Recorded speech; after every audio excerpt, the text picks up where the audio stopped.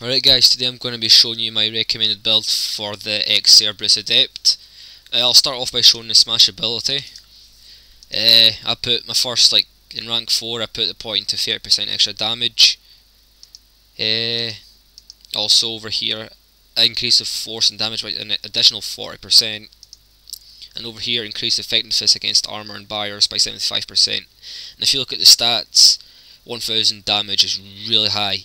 And when you've got 75% increased effectiveness against barriers and armor, it means you can take down banshees really quick.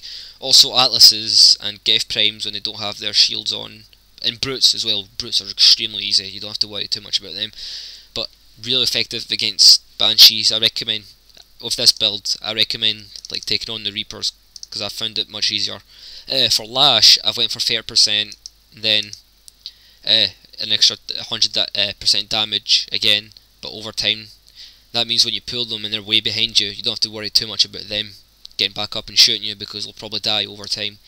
And over here, instead of picking penetrate through shields and barriers, which is really useful if you're dealing with a phantom or a marauder, I went for the 35% chance of not causing a cooldown, because if you're swarmed by 4 or 5 enemies, you can just kind of use that and pull them away from you and have less enemies to deal with, and with a 35% chance of not detonating, it means you can use it again instantly straight after.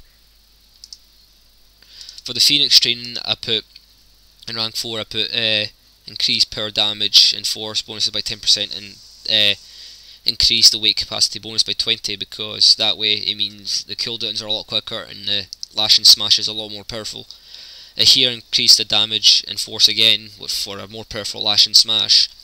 And here, you could have went for this for faster cooldowns, like weight and pistol shotguns by 25%, decrease them. But with this class, I personally do not use shotguns or pistols. I use SMG, so I didn't go for this. You could go for it yourself, but again, personal preference.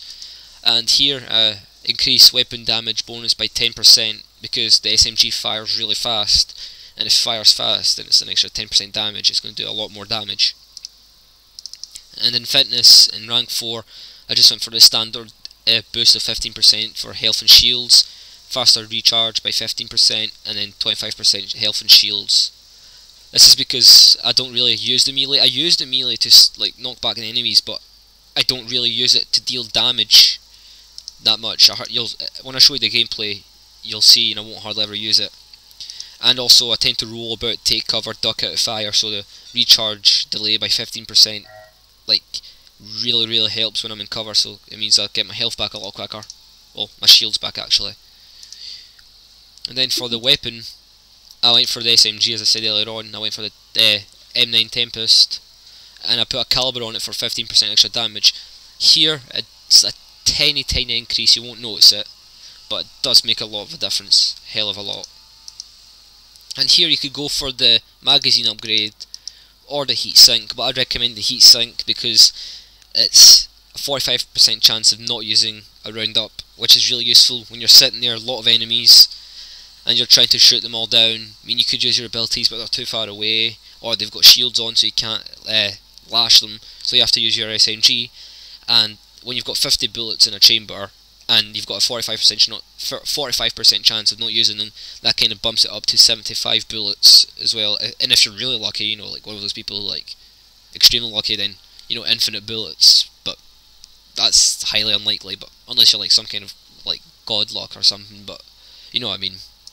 And then for the equipment, I'd go for the gear bonus of Expert Package because of the 3% extra SMG damage and power recharge speed of 3% as well. And here in the ammo bonus, I'd go for Armor Piercing, but obviously I'm not going to use that in my game because I don't really need to, because I find it alright without any additional stuff unless I'm on gold. SMG Ray Lamp obviously. And then for the armor bonus, where is it? Oh, I don't have it, but I'd recommend the power recharge delay thing, so you can cast off more powers quickly, or quicker, sorry. Right, that's my kind of recommended build for him. Now I'm going to show you some gameplay.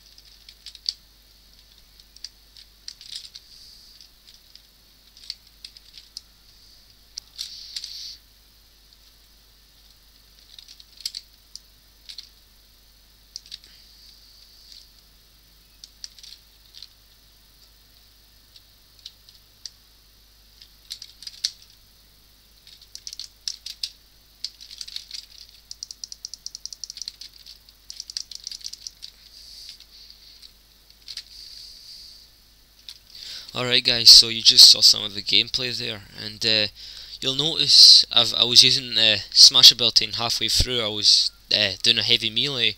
That's because when you're halfway through a Smash ability and you do the heavy melee, damage still counts, but you can also get heavy melee damage on top of it in the same time you would do a normal Smash. And then as well, straight after it, if you're quick enough at doing it, you can pull off a lash after it and get a biotic explosion, and that will take out nearly everything, like any enemy, like marauders, Geth pyros, just anything, like, just, I'm not even joking, like literally everything.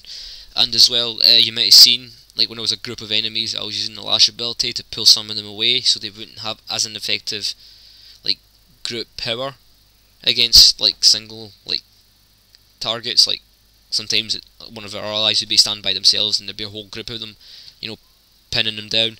Pulling some of those guys away kind of relieved some fire and dealt damage to the whole crowd of enemies as well. And you'll notice as well, I rolled about a lot and ducked out of fire quite a lot as well to avoid taking damage.